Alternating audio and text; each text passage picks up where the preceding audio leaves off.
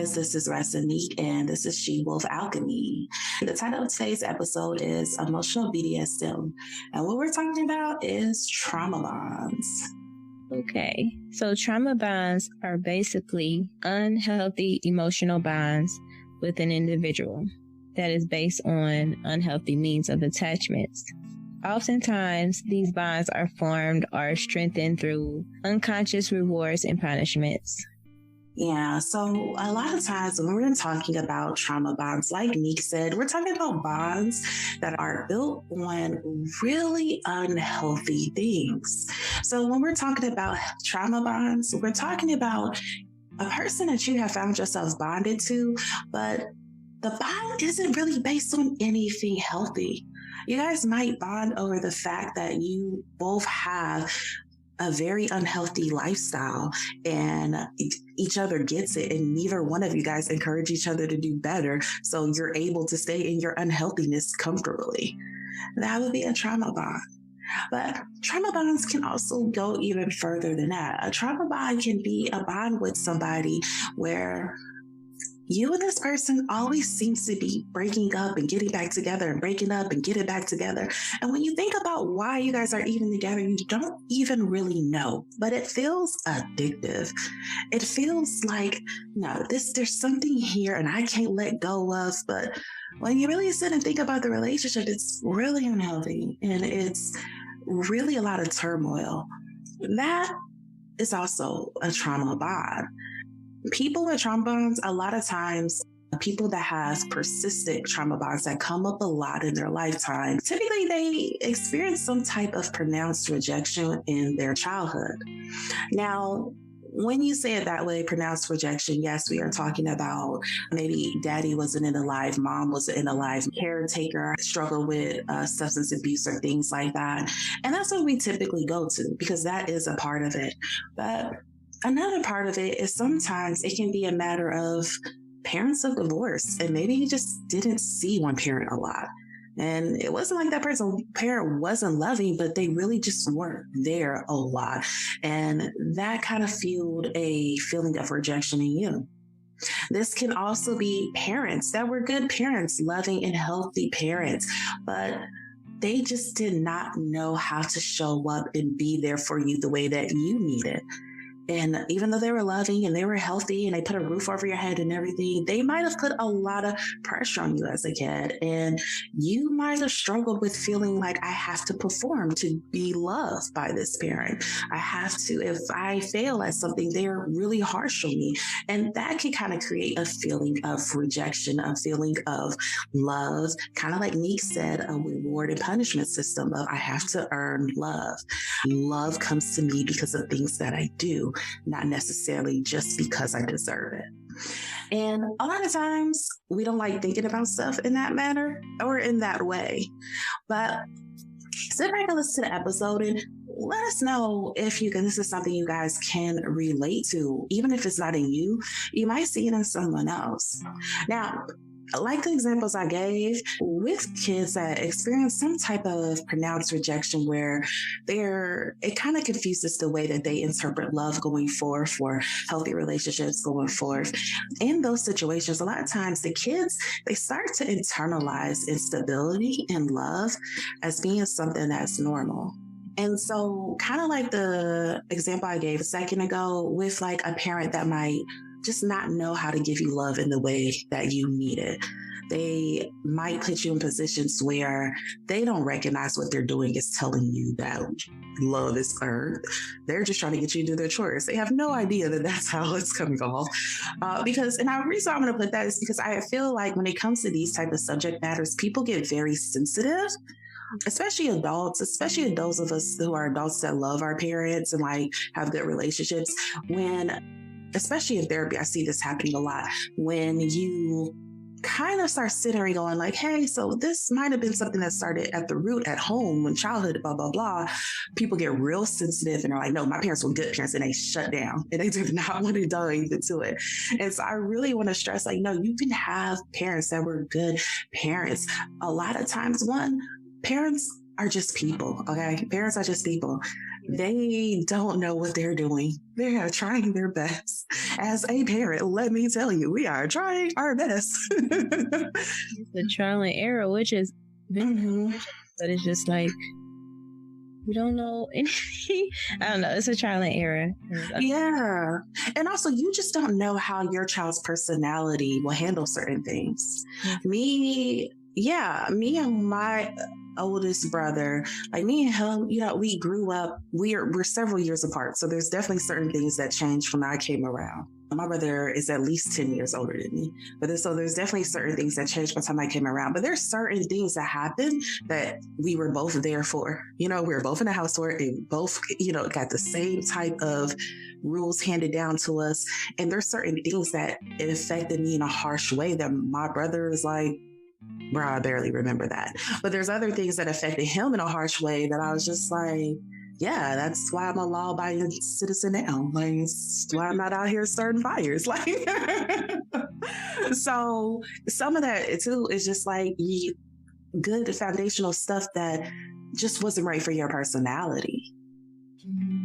It's really tricky. Being a parent is very, very tricky. So I want to push that out there before you automatically shut down. Like, no, my parents were amazing. Because they were. A lot of parents are amazing.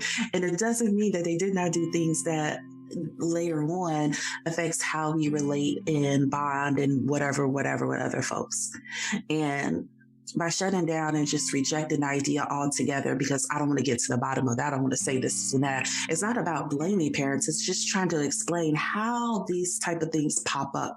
I'm a big believer. You can't truly cure the problem if you don't get to the root of the disease. That is true. Yeah. Yeah. So it's always good to go back, I believe, in therapy. I agree. I super agree.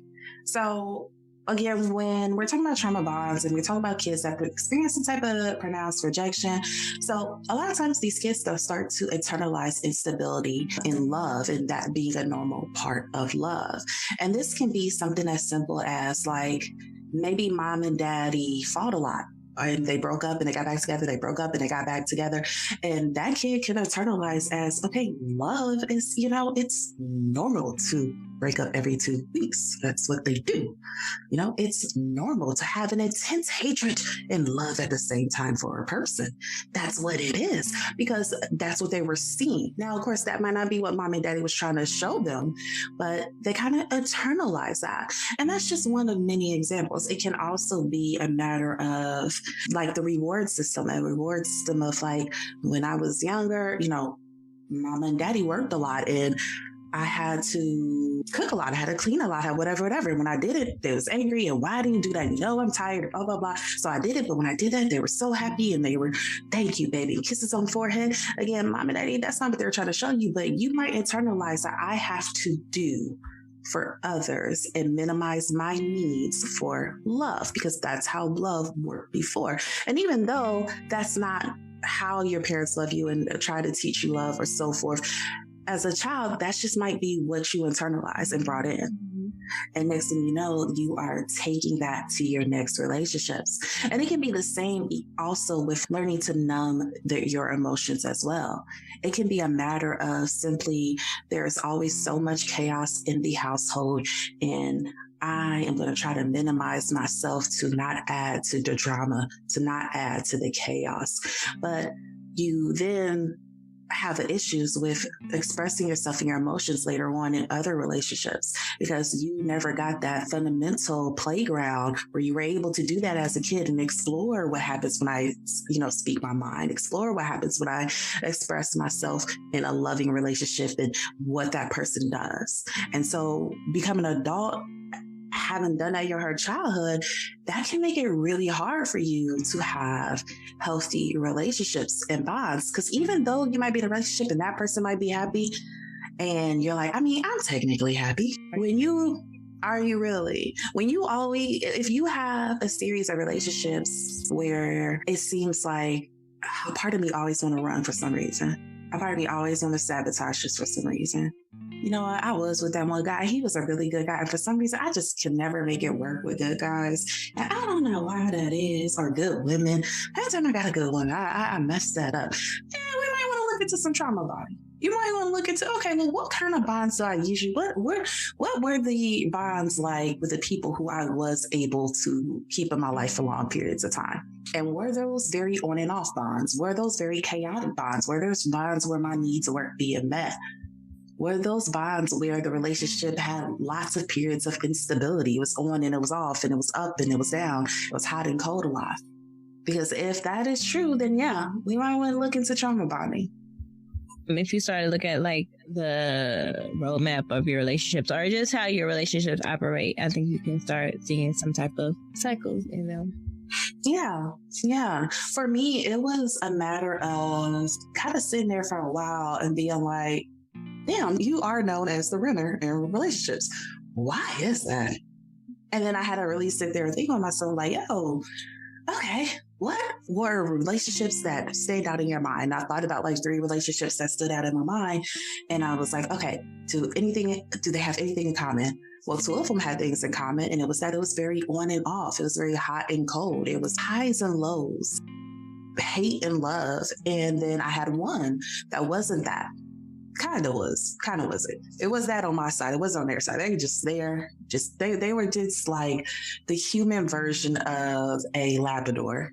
Just a yellow lab, but just loving and caring. It's just there. And just like, no, I'm here to provide love and cuddles. And I could not make it work. And I would try to run and they would just be there when I got done running. Yeah. I know, because you know exactly what I'm talking about. As soon as I say that, yeah. Yeah. But they were a really, really good person and they were used to loving, caring, stable relationships. So they're just like, yeah, this is weird. Never had this happen, but you know, I believe you'll figure it out. Like that was just kind of their attitude. And yeah, and that was like kind of their attitude or whatever. And the difference though, I had those 2 that were like up and down, hot and cold, and it was that one. And then I was like, the difference though is that I felt I wanted to try harder with the toxic ones than I did with the healthy one. And I had to sit with myself and be like, okay, why was that? What was it about the healthy relationship that made you feel so uncomfortable? And like getting to the bottom of it, I had to dig and dig and dig and dig and dig. And I was like, oh, because something about a person being like, I'm here for you. I love you just because I love who you are. You don't have to earn that love. That love is there. That love is there when you make me mad. That love is there when you make me happy. So I'm just going to be here and provide stability. And regardless of how hard you push, because that man, bless him. Because I was pushing, I would push. And then he was just always like, no matter how much you push, I'm going to show you what stability looks like because I'm going to still be here when you push. Yeah. I'm going to tell you, all right, well, when you get tired, I'm going to be here. Get yourself together versus the other 2. And I didn't know what to do with that. I had no idea what to do with that because I was used to being let down. So I tried harder, I believe, with the more toxic, the trauma bonds I had with the other 2 relationships because it felt familiar to me. It felt like I knew what to expect. And because I knew what to expect, it made me feel like I had a certain level of control. And love for me was control. Love for me was feeling in having some type of control. Love for me was I am always able to back out if I need to. I'm always able to peak game if I need to and detach and not have to worry about. And like in my detaching, I'm good. Like I ain't thinking about you. I'm going about my life. Good for you, bruh. Like be able to do that. That's how I view loved in my early and mid 20s. And with the person I dated that was like more healthy, I struggled with that relationship for a lot of reasons, but just in regards to like the bond thing, I struggled with that because I didn't know what to expect. I didn't feel like I had a level of control because you didn't dip out. Like you weren't hot and cold. Your feelings was always consistent. Is this what it is? There was no games. It is, I love you. I'm going to keep loving you. I'm here. And what kind of game is this? How the fuck you win this? How do we win? Feel like you had to win, I guess? Yeah, well, yeah. For a long time, I struggled with feeling like love was a matter of who had the upper hand. Mm-hmm. And you always wanted to be the person that had the upper hand. You always wanted to be the person that loved a little bit less. And that is something that I believed up until that point. Like, that's how love was. That's the only way I felt love was safe, is if I had a little bit of control and I had some upper hand and I could dip out, bounce, and be good. And so with him, I really struggled because it was like, how do you dip out on something so good and stable? How do you, and trust me, I still did. I still would be like, all right, we broke it up on Friday. I would text, baby, I'm hungry on Monday.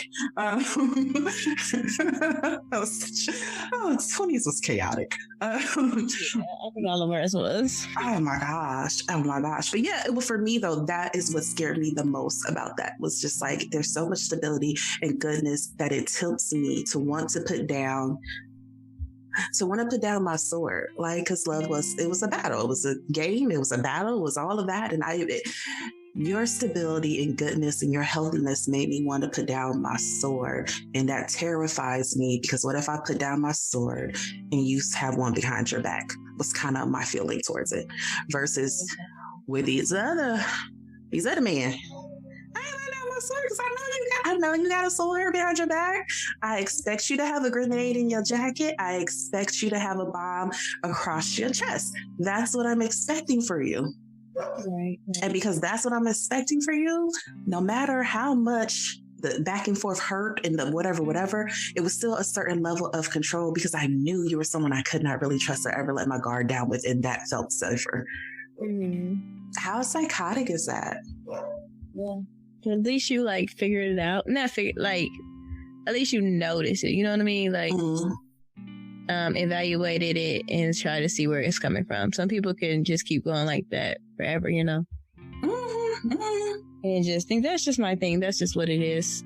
Let's keep it moving. Mm-hmm. It could be, you could say it is crazy or psychotic, but at least it's something that you notice and no, it's not going to work that way. You know what I mean? Yeah. Another common thing when it comes to trauma bonds is that there's one person who sometimes somehow internalized that there isn't something about me that's fully lovable. Mm-hmm. And because they have that feeling that there's something wrong with me, I'm not fully lovable in my full form, being my full self. So I have to engage in these, almost, it's like self-prophecy type thing, in these self-fulfilling relationships where I'm with this person who constantly lets me down, because it's self-prophecy. If I don't believe I'm fully lovable and I keep engaging with people who keep showing me I'm not fully lovable, well, then it allows me to stay in that place of, well, yeah, I got to keep playing games, because see, I tried. They let me down and proved to me that I'm not lovable. So now that I know I'm not lovable, that's true, I'm going to just keep doing this BS. And you kind of just keep engaging, and it creates this whole cycle. Because there's a part of you, whether it's conscious or unconscious, that wants to be proven right, that, yeah, I am unlovable. Love is instability. Or another big one that comes up is a lot of times people are kind of like unconsciously doing an emotional role play with their partner, where they almost stand in as the representation of that parental figure that rejected them when they were younger. Mm-hmm. So, for example, this would be like when you hear a lot of people talk about daddy issues, or mommy issues. And what the reference to that is that, because she did not have a relationship with her father, or a good one, she is seeking out some older male figure to love on her and accept her and not reject her like her father did. Mm-hmm. And so she's attracted to those type of figures that would give off similar-ish energy as the father figure. That's the thing. It always goes back to parents. For me, it could always be most of the guys I talk to have some type of demeanor like my father. So if you have daddy issues, you're just this is love, because that's the kind of love my dad gave me, and that's just what it is. Mm-hmm. That happens a lot. with guys where maybe they didn't get along with their mom or their mom belittled them. They find women that's exactly the same.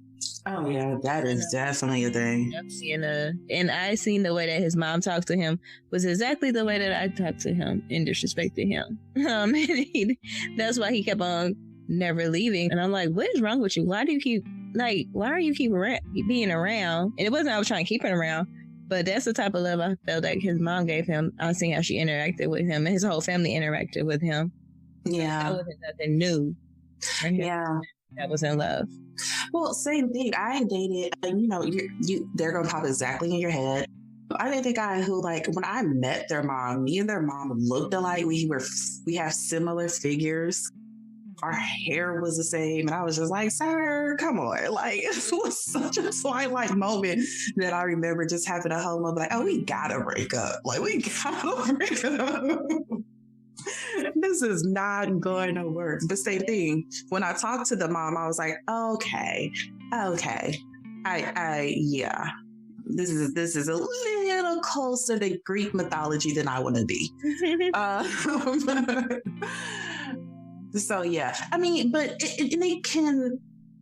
We're saying mom and dad, but caretaker or your early childhood experience, interactions and social, whether that's with parents or siblings, or if you grew up in a foster care system, that might be with different families you're with, things like that. Just whoever's in that kind of early environment when you're learning about yourself, essentially.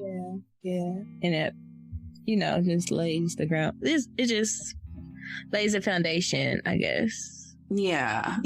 Because for some people, it's like you just start to gravitate towards people that reinforce that example for you. There can be like a unconscious like gravitation towards things that reinforce what you already know, what you already seen. And again, I think most of us have a friend or a family member or ourselves who are just like, yeah, for some reason, this keeps coming towards me. It's not that I want struggle love. Struggle love wants me. Well, is it?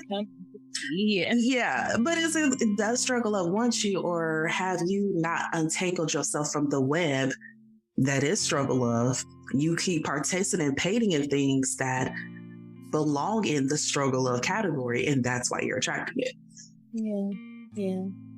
So kind of like we talked about whenever we do an episode on emotions, especially emotions as it relates to other people, relationships and things, it kind of goes back to our attachment styles. It kind of goes back to those attachment needs. So do you remember your attachment style?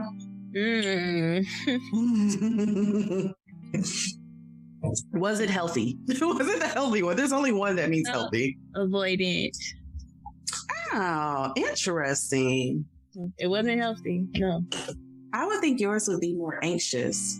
Is it anxious avoidant one? Well, it depends. Sometimes there's an anxious avoidant. There's different ones depending on whose you went through.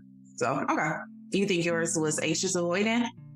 I need consistent. Yeah, like if I don't. Yeah, I do need consistent reminders sometimes.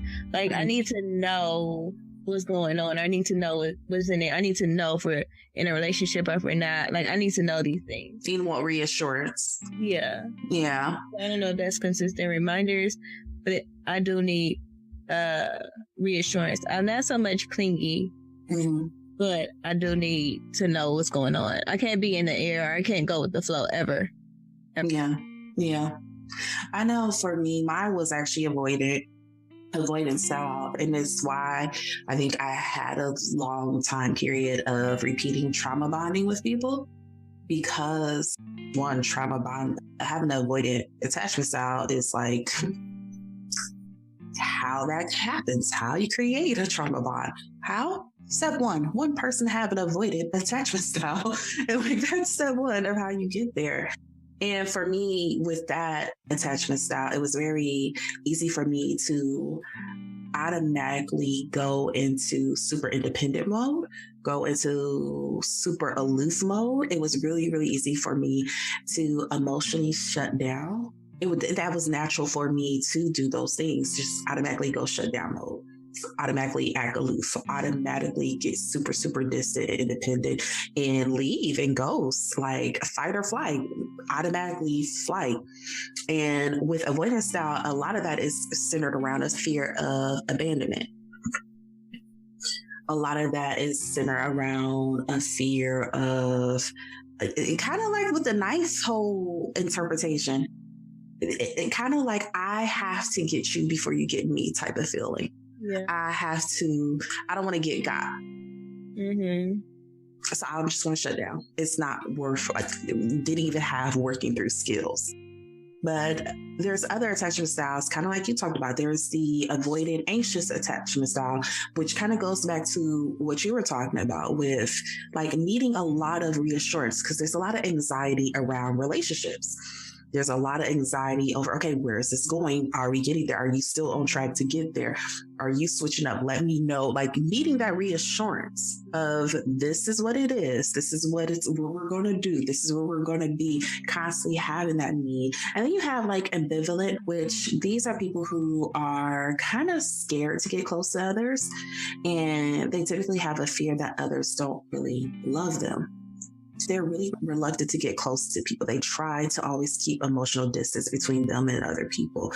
With ambivalent folks, you might also see them in relationships. These are the people that also do a lot of testing, boundary testing. And with all of the unhealthy ones, I personally feel like I've seen this happen. I know I've done this myself. And what I mean with the unhealthy boundary testing, this is the whole, like, making you go through like mental psychological tests to prove that you love them. Like just doing dumb stuff to see how you react and creating dumb. Yeah. And you're like, sir, you are 36. You a whole grown man. There is no need to create this elaborate, issue, decline, problem to see if I stick it through. And if I do, then yes, then I'm going to commit.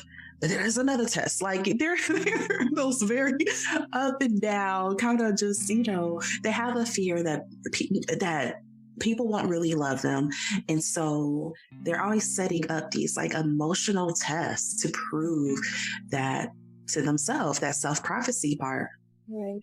It can kind of feel like a gotcha thing. Yeah, it could definitely. Yeah. Like they were trying to trick me. It felt malicious. Like they knew what they were doing. They were trying to hide it. And at that point, I was working somewhat on becoming healthy. And I was like, yeah, this is not what healthy love is. Healthy love is not hiding things from each other, not purposely trying to trick each other.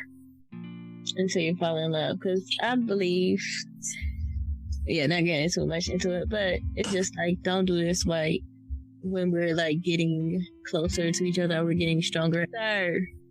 And then I get so frustrated with wasted time.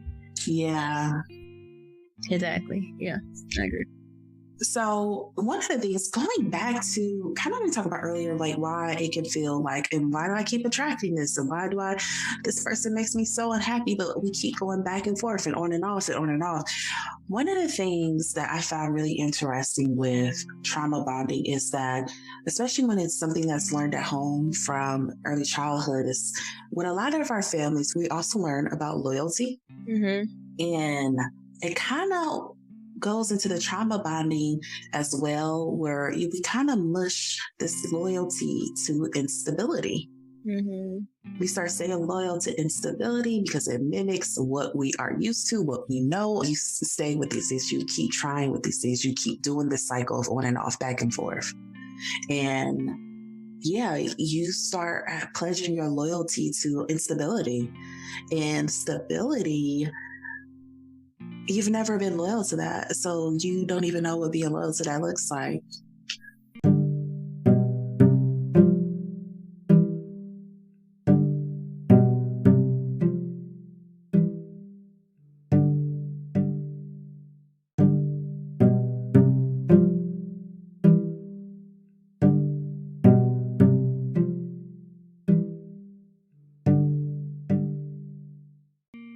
Have you never seen it? Be played out. And that for me kind of like blew my mind. The first time it was being discussed with me, and the first time someone really broke it down, because I feel like for me, that was definitely a thing. Like when it came to unstable relationships or whatever, I had the utmost, like, it felt sacred. It felt almost sacred. Like, for example, a friendship I had, it was a complete trauma bond. Like literally we bonded over each other's worst personality traits. And we were like, yeah, we were just both like bonding over the fact that like, are you secretly an evil villain as well and nobody suspects it? Me too, girl. Me too. Like, that was our bond. And but with that particular person, like that was probably my top 3 or 2 longest friendships I've ever had. And it felt like I felt like I owed her loyalty. I felt like I owed her loyalty because who else knows the chaotic version of me? You know the chaotic version of me, and you stay through that shit. Right. Yeah. You return to it. Even when we would stop being friends, you return to it, and I returned to yours, and it made it feel sacred. Mm-hmm. And this is special because who else do I have this with? Who else? Like, and you start confusing something being sacred with something being toxic, and something being like loyalty to toxic. Like, yeah, the word loyal is in there, but so is the freaking word toxic. Okay. Right. And I think with that particular thing, it felt safer, and I felt compelled to protect that relationship because it was my outlet for a lot of my negative stuff that I felt I had to keep in at work. I had to keep in other friendships or relationships or other things and so forth. At that time, when me and this person first became friends, it wasn't a time where people openly talked about things like depression and anxiety. And this was a conversation me and her could have as 2 Black professionals. We could sit there and talk about depression, and we didn't feel judged, and it didn't feel tabooed, and we didn't feel like we had a hush. And we could talk about the darkest parts of it as well. And that part of it wasn't negative. That part of it was good, but we did that then with other things as well. There was other things that being petty, being childish, like emotional manipulation in games we were doing, dating and stuff like that. And we would like sit there together and be able to like bond over that. And encourage each other to do those negative things. Mm-hmm. Encourage each other to do those negative things, who could be wilder, all of that. And then it kind of became like, yeah, this is my secret place where like my misery can find other misery to get company with. Mm-hmm. Mm-hmm. You know, and even in more romantic toxic bonds, yeah, it was almost like you brought out my most chaotic side, right? Which I didn't like, but also you tolerated my most chaotic side. How romantic. And it was just this like weird morphing. So when did it become like, okay, this is too much? Well, I know, but yeah. But it became almost too much when I began working on me. For both of that friendship and that particular relationship, both ended. Each time I got into therapy is when those things ended officially. Yeah. When I got into therapy, it was starting to be like, hey, you know, there's no way for me to discuss that without getting into details. But yeah, when I, got into therapy and was like, hey, I want to get better. That means communication, that means like, hey, I can't keep participating in the shenanigans. That's when, like it morphed. I became the stable person, which sounds weird to say. I know I shouldn't say that. I know I shouldn't still be saying that, but it sounds very odd for me to say. But no, I became like the stable person, and then I became unsafe for them. Yeah. And this happens in like any relationships when one person is growing and trying to evolve or just trying to fix their self. It's just like, okay, we don't have that to connect with anymore. Mm-hmm. They might not be ready to take that leap or take that step to fit some of their trauma and yeah. Either the healthy person is eventually going to be like, I don't have to deal with this and leave, or the toxic person is going to keep trying to break down the healthy person. Over and over, yeah. Yeah. And another component of the trauma bond is the cycle of emotional addiction. So kind of like we talked about earlier, like, yes, there is a part of the dynamics that feels faded, that makes the relationship or the bond feel deeper than what it really is. And that's because, again, it resembles our earliest bonds. It resembles bonds that feel like home because it's what we learned from home, and it feels so familiar. And that's kind of that feeling that we're getting, and that we're oftentimes confusing with it being a lot deeper or faded in some way. But there's also a obsessive component to this type of bonding, where what you'll see a lot of times is in obsessiveness of, okay, what is this person doing? What are they thinking? What will they do next? What are they wearing? There is this obsessive of needing to know. And it kind of goes into that reassurance part, but also that control part of the more information I know, the safer I feel, because the more I feel in control of the situation. Mm-hmm. I know if I cry, if I call you crying and tell you it's over and delete your pictures on Facebook, I know you're going to come over and I know we're going to argue, but you're not really going to leave. You're going to beg me to stay. And now I feel secure again. Yeah. Yeah. Like over and over, yeah. There's an obsessive component with wanting more and more from the person. Mm-hmm. With at least one person in this bond. A lot of times it's both, but at least with one person is wanting to know more. This obsessive. There's something about this obsessiveness makes that person feel safe. Mm-hmm. And again, that control part, that reassurance part, that this reminds me of people who have like an ambivalent attachment style. Because a lot of times when people have that ambivalent attachment style, that's someone where there is a fear of getting close to people. There is a fear that people don't really love them. A lot of times people that grow up with that type of attachment style, usually what you'll see in a household is that there is neglectful parents that really don't necessarily take care of the kids' needs as much. It could be that the parent was sick, and so the parent wasn't as attentive as other parents because, they were just struggling trying to do the basics and live. But it reminds me of people with that attachment style, because what you'll see a lot of times is that, again, they like a lot of control. And it's because when you're neglected, you don't have control of your environment, and there's a lot of instability, there's a lot of not knowing. So they grow up with a need to know everything. Mm-hmm. Because they didn't have that. They didn't know what today was going to look like. They didn't know if they would have a roof over their head today. They didn't know if everything was going to be fine or whatever. It can create an individual who is like, no, for me to love, I am obsessed. For me to love, I need to have some type of control. It's the only way love feels safe for me. Yeah.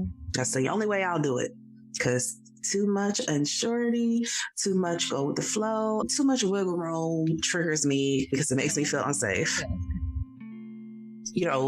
With some of these people, you find these other people that they study the people they're having bonds with.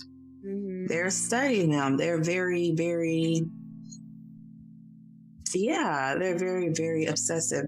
And that all goes back to just this unconscious fear and preoccupation with being abandoned and trying to resist that feeling of abandonment coming back to you. And I think we've talked about this before. A lot of times, a lot of our unhealthy traits, our toxic traits, are just forms of coping that we picked up on that may have served us at one particular point in time. But then we evolve into a new point in time, and they no longer serve us, and instead they harm us. Things like being quote unquote obsessive, always knowing what's going to happen, wanting a bit of control, that probably kept that person safe in some way, whether it was physical safety, emotional safety, mental safety, whatever, in their childhood. The problem is they just never learned to let go of those coping skills and pick up new, healthier ones that serve them as an adult. I know, for example, with me, and it's something I still have to consciously work on. It's not natural for me to not think about like control and power play and keeping myself safe and stuff like that. It's not natural for me. It's something I do now, but it takes me a lot of mental effort. But for me, the whole thing with control was because, again, I just had a lot of chaos going on, probably ages like 11-ish to like 16. It was just a lot of chaos going on. And I learned to pick up on signs of things so I can read the room quickly. Mm-hmm. I learned to be very, very observant so I can read the room quickly and determine how much of myself I can put into the situation. Something big and catastrophic happened again. Gotcha. Nope. Rest is fine. She does not need you to sign this paper. If the principal calls, you hand the phone to me. Like, I had to learn real quickly how to do that. And I had great parents growing up. We just had a series of events, of unfortunate events happen back to back to back to back during those formative years in my life.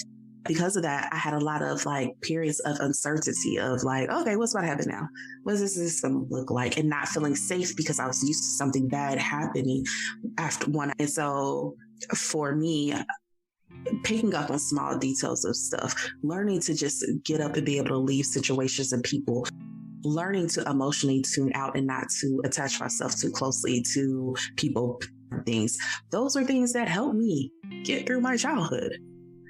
And I needed those skills for that. But as an adult, those needs did nothing but stifle my ability to form meaningful relationships and connections with others. Yeah, it was something that was useful at the time. Yeah. Mm-hmm. I understand more what you're saying. Yeah. Yeah.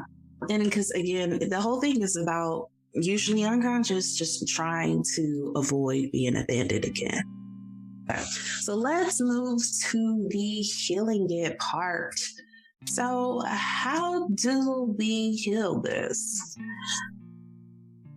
One way that we can heal it is to feel your feelings, like being in your feelings and understanding what your feelings mean, and just not neglecting your feelings or not feeling that your feelings are important really helps in healing. And not, I think also not putting other people's feelings before yours and just understanding that your feelings are important. Yeah.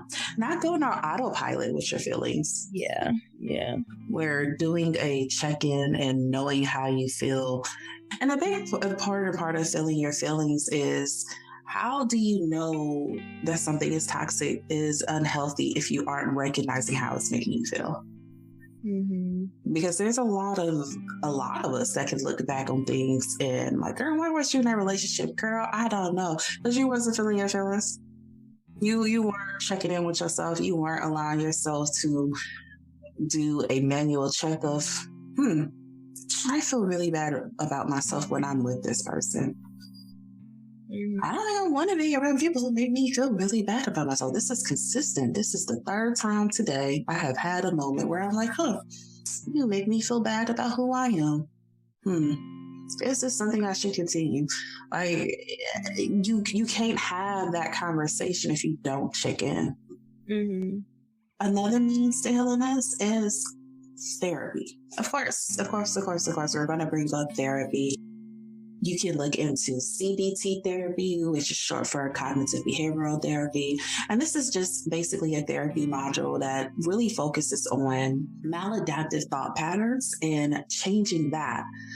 And the belief behind that is that if I can change my thoughts, then I can change how I feel. And if I change how I feel, I could change how I behave. But there's also other forms of therapy that you guys can look into. I would recommend looking up different types of therapies and seeing if there's anyone in particular that sticks out to you, especially if you're a person who's been to therapy and you're like, therapy doesn't work. It literally could just be you're not going to therapists that use the right type of form of therapy for you. And I'm personally a fan of therapists being eclectic, meaning that they can do CBT, then they can jump to narrative form, they use what is needed for the client, and they don't stick to a particular module just because they're like, this my personal belief, and this is what we're going to do. They recognize when it's not working and go, okay, let's try something different. You might need this. You might need to talk more. You might want to express yourself in story form, and you just need me to interrupt every now and then to ask questions. Cool, then let's try that. Personally, a fan of therapists that do that, but you don't always get that. But therapy is a big help, because in therapy, you have somebody else that can do just that. Stop and ask you questions that you might not have asked yourself. Now, they're going to give you some skills. They're going to give you some coping skills and things like that. And there are things that they can teach you, but they're not there to lead you to any particular conclusion. You are supposed to be the captain of the ship. They're just simply there to help assist you. Another one that I actually enjoy when I actually do it is journaling. In this process, you need to be honest about your experience. I feel that it just helps me get my thoughts out of my head into on paper and help me organize them, help me set goals to not allow some things to happen again that I'm trying to change. It's just a check-in with myself, and then also going back to look at the things I journaled about and just to see your progress. That's always rewarding too. Mm-hmm. But most of the time it's for me to reflect and just get it out of my head, because sometimes when things are in your head, they stay there. For me, they stay there and drive me crazy. So it's just getting them out of my head and talking about them and being honest with my feelings. So that thing helps. It helps me, honestly. So. Yeah. Another means of healing yourself from continuing and creating trauma bonds is learning to self-soothe. Now, when I say learn to self-soothe, I mean learn how to make you calm, learn how to make you happy. A lot of times with this cycle, there's a cycle of emotions that come into play. And sometimes that cycle of emotion is having your fear of whatever it is, whether it's abandonment, resistance, I'm not loved, whatever that fear is, having that triggered and feeling the need to make that feeling go away. And if we can't self-soothe, again, when I say that, I mean just calm ourselves down, we might seek out other ways, like creating drama. So that person can show us how much they really love us, how much they really care, how much they really want to be there. That can be by leaving to see if that person's going to chase us. And if we can't make ourselves calm, we are just chasing highs that either calm down that trigger or shows us that we were right for having that trigger in the first place. So that can be, for example, if you have a fear of abandonment, that can be leaving that person, seeing if that person will chase you. And then if they don't chase you, then it's like, see, this is why I be leaving, which I don't really care. And I get to leave you first because you was going to leave me anyway. Or it can be a matter of creating drama because you need that reassurance, blowing up their phone, calling them at their job, going crazy, deleting all their pictures off Instagram, because again, you can't self-soothe. So you are making these huge grand reactions and hoping that they see it and come and reassure you that you still have my love. But here's the thing, if you learn to self-soothe, you'll find that you no longer desire to engage in those dramatic, grand scheme, hot and cold type of reactions, because you'll know how to remind yourself, reassure yourself in the love that you have with that person, or the bond that you have, the trust that you have, the loyalty that you have in that person. You'll be able to talk yourself off the ledge when you say, okay, my fear of abandonment is acting up and I feel like they gonna leave and I feel like I want to run. When you self-soothe, you'll learn how to plant your feet still on the ground when you feel like running. Another way to stop yourself from creating trauma bonds or more trauma bonds is to meditate. When meditating, you're being in the now, checking in with yourself, calming your mind and just thinking through your emotions. It does help you to reevaluate what's going on in your now. Yeah.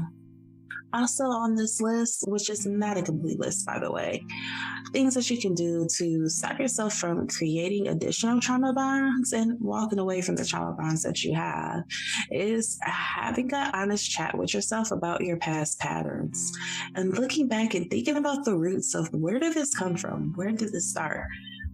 Why did I learn that? And what negative coping skills and tools am I using now that was helpful then that is now kind of harming me?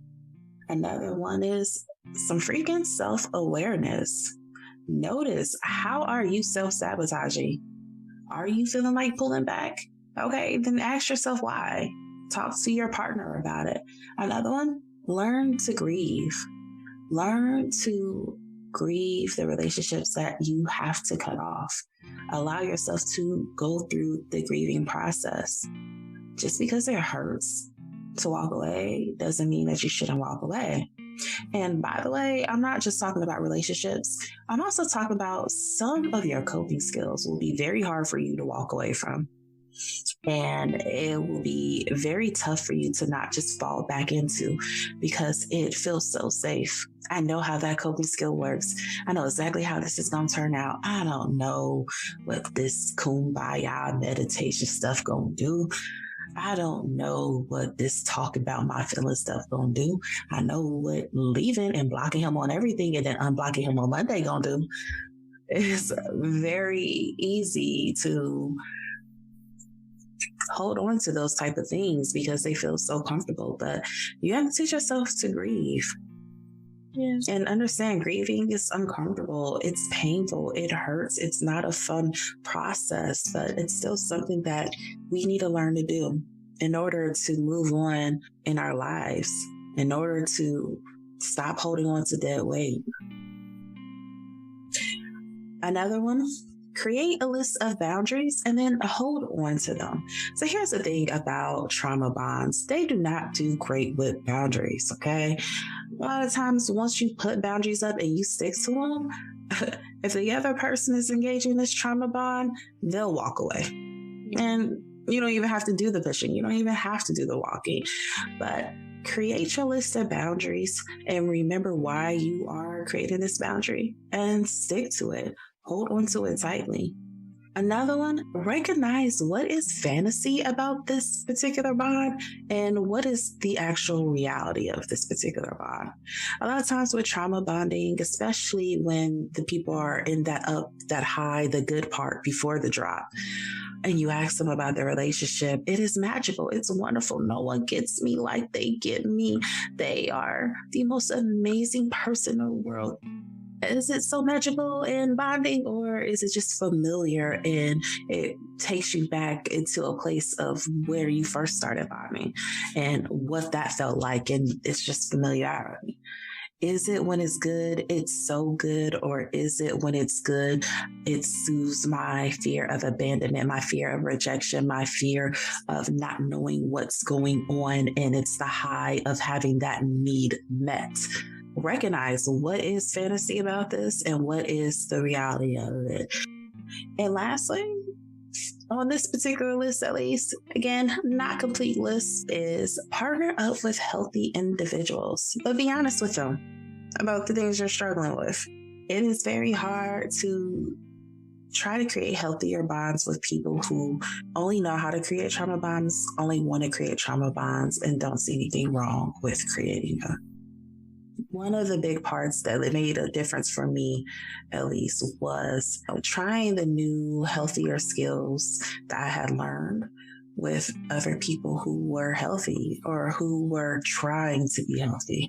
So that's all that we have for today. You guys can hear our voice each and every Thursday.